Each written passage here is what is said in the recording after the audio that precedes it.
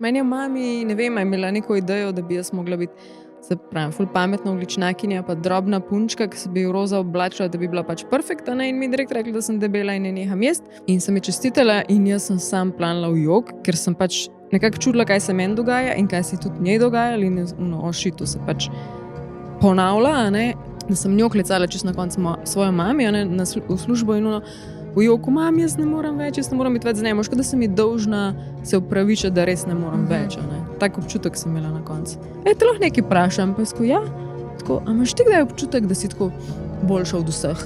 Pa jaz ne, mislim, in on tako, ja, jaz pa imam, jaz pa vem, da sem.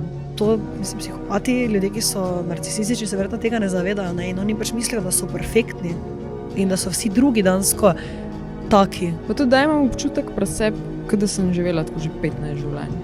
Toliko različnih nekako družb in ljudi in kje sem živela in selitve, čas imam občutek, da je 15 alenk res.